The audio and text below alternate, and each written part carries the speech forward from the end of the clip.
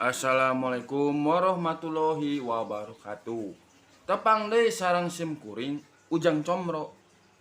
Dinu danget ieu sim kuring bade macakeun deui caritaan dongeng anu ngeunaan ucing. Mangga tuh ka pamiarsanya Wilujeng didangukeun.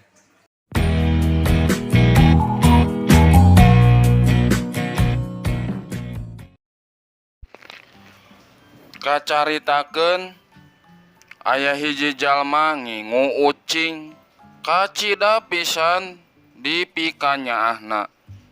Sabab rupana alus, bersih, matak pikaresepeun. Eta ucing teh mun hees sok ngaringkuk bae jeung dununganana. Nyatuna dipupujuhkeun pisan tara elat jeung lauk. Dina eueuhna oge sok ngahaja dipangyiarkeun. Salain ti ngingu ucing, eta jalma teh ngingu kalde hiji. Kalde teh kacida sirikna ka ucing. Dumeh ucing mah sakitu di pikanyaahna kawas ka anakna bae. Ari kamanehna henteu, hayang kalde teh ulah pilih kasih kudu disaruakeun. Mineng pisan kalde teh ngahuleng mikir naon sababna nu matak ucing sakitu di pikanyaahna. Teu kalde manggih akal. Timimiti ayeuna ucing teh rek diawaskeun kalakuanana.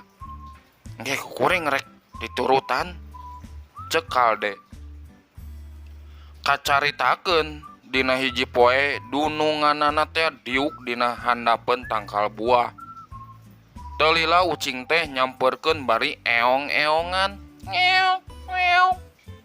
Sarta tuluy sukuna nu ti hareup dijungjungkeun diteundeun kana lahunan dununganana teh. Dicabakan bari diusapan. Kalde nu ti tadi ngawaskeun ucing terus ujug-ujug seuri. Sabab ceuk pamikirna gampang pisan dipikanyaah dunungan teh.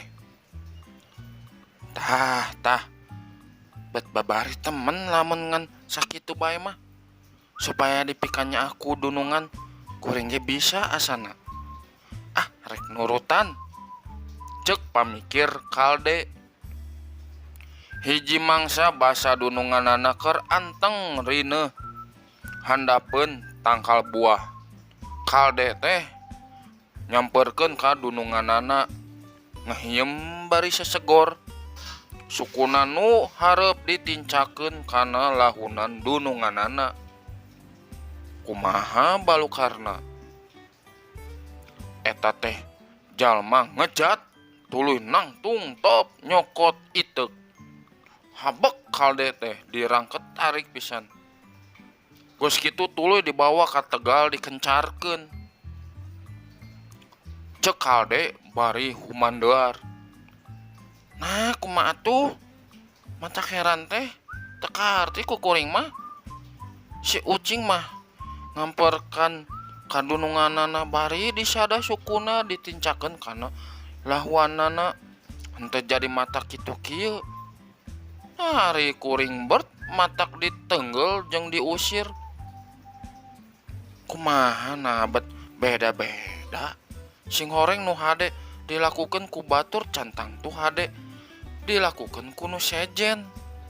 Ceuk kalde bari tuluy nyikreuh semu lungse ka tegalan.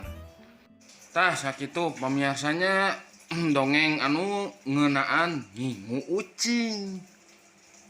Lucunya da sim kuring ge resep miaraan ucing mah. Mung nya kalaresan ayeuna nuju sibuk. Da si Emeng dikencarkeun we kembali ke alam. Ameh lineuk jeung lingkunganana. Anu resep kanu miara ucing mah nya sae we pokona mah nya.